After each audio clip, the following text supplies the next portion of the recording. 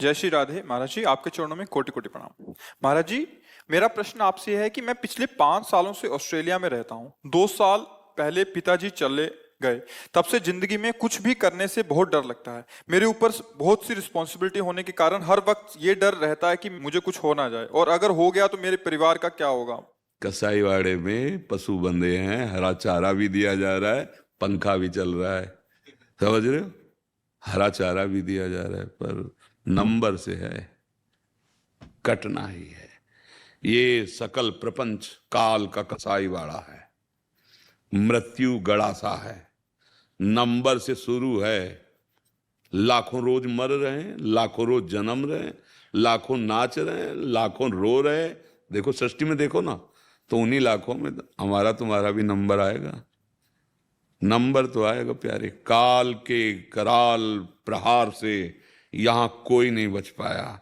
बड़े बड़े अभिमानी, बड़े बड़े तपस्वी, बड़े बड़े महात्मा सब, तो काल का प्रहार जहां तन पे होता है, महात्मा लोग उसकी आसक्ति छोड़ दिए। तो काल का प्रहार तन पे हुआ, उनको स्पर्श भी नहीं हुआ, वो आत्मस्वरूप काल स्वरूप स्वयं हो जाते हैं। भाई यही बचना होता है, नहीं जाना तो यहां से सबको पड़ेगा। भगवान चिदानंद वपु धारण किए, वो भी अंतर ध्यान किए, तो तुम कैसे रुक सकते हो जो हालत हो कि शरीर का कुछ हो ना जाए, कभी भी हो सकता है।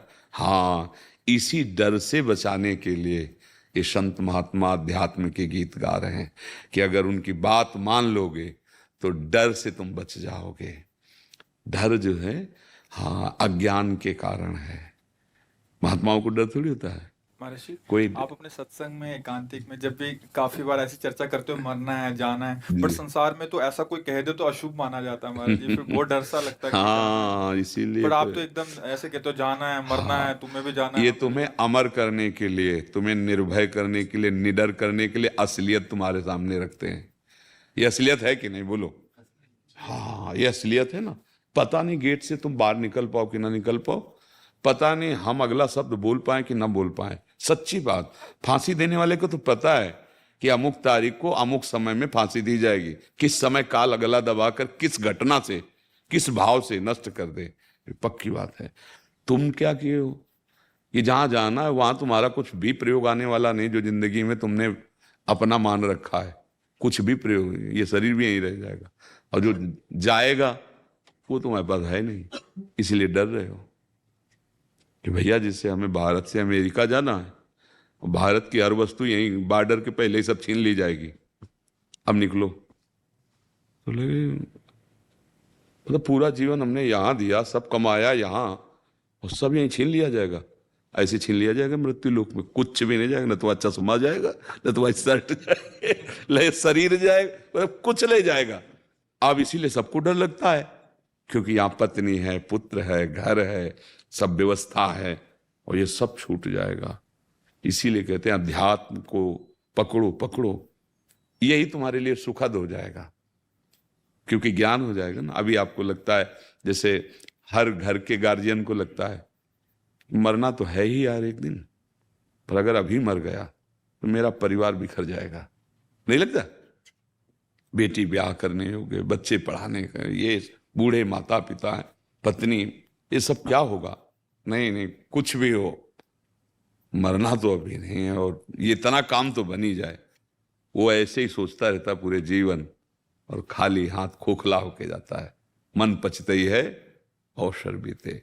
जो कमाने आया था जीवन मुक्त होने के लिए, परमानंद प्राप्ति के लिए, कि इस मनुष्य जन्म में जाऊंगा और ऐसा भजन करूंगा कि बंधूंगा नहीं हम माया में, तो भैया ये माया बंधन आपने स्वीकार किया है। अगर आप इसे छोड़ना चाहे तो छोड़ सकते हैं आराम से, क्योंकि आपने ही पकड़ रखा है। राधा राधा जपो और डरो। हम कहते हैं डरो, जिससे तुम्हें सबल का आश्रय मिल जाए। जो शभीत आवा सरनाई, तो रखियो ताई प्राण की नाई। भगवान कह रहे हैं यदि कोई माया से भयभीत होकर मेरी शरण में आ जाए तो मैं उसे अपने प्राणों की तरह रखता हूं, भगवान का वचन है। तो हम तो कहते डर लगना चाहिए। कोई तो एक हो जो हमारी बात सुन सके, हमारी रक्षा कर सके, तो वो केवल भगवान ही हैं, जो काल से भी रक्षा कर सकते हैं, और जो बिना बोले बात सुन सकते हैं, पुकारने की भी जरूरत नहीं। अंदर सोचा मात्र की बात पहुंच गई उनके पास, वो वहीं बैठे हुए हैं अंदर ही। यार बिना भजन के जीवन बिल्कुल भयावह है। बिना भजन के बिल्कुल ऐसा समझो जैसे मगरमच्छ से भरे समुद्र में फेंक दिए गए। अब क्या करें? अगर कोई विशाल बोट मिल जाए तो ही बच सकते हैं। हाँ, तो भगवान शंकराचार्य जी से पूछा शिष्यों ने कि इस अपार संसार समुद्र से पार होने के लिए ये बहुत अगाध है, क्या उपाय है? गुरु कृपालो कृपया वदेत, श्री विश्वेश्वर पादाम्बुज दीर्घ नौका। भगवान के चरणारविंद का आश्रय। भगवान के अगर चरणों का आश्रय नहीं लिया, नाम जप नहीं, भैया कुछ भी बन जाओ, ये डर हटेगा नहीं। चाहे जितने अंग रक्षक रख लो, जलोगे अंदर से, अशांत रहोगे, दुख मिलेगा, आगे भी मिलेगा। ये जन्म केवल मनुष्य शरीर इसीलिए दिया गया कि सब कुछ कार्य करो और राधा राधा राधा राधा राधा, फिर आप देखो निर्भय हो जाओगे। भगवदा आनंद के बिना विषयानंद तुम कितना भी समेट लो, ना निर्भय हो सकते हो, ना निश्चिंत हो सकते हो, ना निशोक हो सकते हो। इसीलिए हम सबसे प्रार्थना करते हैं, तुम बात हमारी समझो या ना समझो, डॉक्टर की दवा मान के राधा राधा राधा राधा, स्नान करो ना करो, कैसे भी हो, अपवित्र पवित्रो वा सर्वावस्थांगतो पिवा या स्मरेत पुंडरीकाक्षम सवायाभ्यंतरा शुचि। वो बाह्य और अभ्यंतर दोनों से परम पवित्र हो जाता है जो पुंडरीकाक्ष कमल नयन प्रभु का स्मरण करता है। तो राधा राधा राधा राधा, कृष्ण कृष्ण कृष्ण, जो आपको प्रिय नाम लगे नाम जपो और सत्संग सुनते रहना और भगवान का भरोसा रखो। तुमसे सृष्टि नहीं चल रही, भगवान से। जो तुम्हारे परिवार के जन हैं, भगवान सबका भरण पोषण कर। अभी परिवार कैसे ऐसे लोग हैं, जिसे बहुत से ऐसे हैं कि जिनके द्वारा बड़ा परिवार चल रहा है और शरीर नहीं रहता, तो उनका परिवार कोई भीख नहीं मांगने लगता, भगवान संभाल लेते हैं। कोई न कोई ऐसा तैयार कर देते हैं जो उनका संरक्षण करता, और फिर वो उसके रहने से जो अच्छा नहीं होता, उससे भी ज्यादा अच्छा उसका परिवार हो जाता है। हमने देखा है। ऐसा ना सोचे कि अगर हम मर जाएंगे तो हमारे परिवार का क्या होगा। नहीं, पूरे विश्व ब्रह्मांड को आप थोड़ी पोषित कर रहे हो, पशु पक्षी जीव जन सबका। देखो उसकी कृपा पर दृष्टि डालो। शरीर में अगर देखो तो कहीं दूध नहीं है, इतना मीठा उतना ही गर्म, और हमारे लिए जीवन पोषण करने वाला ये भगवान ने बना दिया था।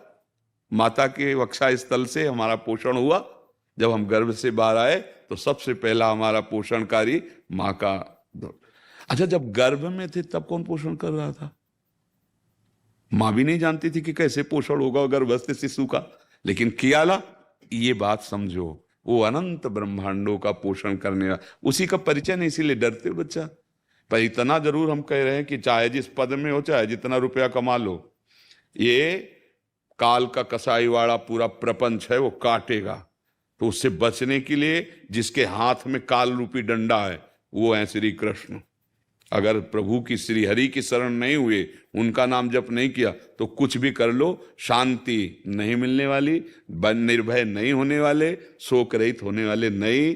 इसलिए राधा राधा रटो और अच्छे आचरण करो।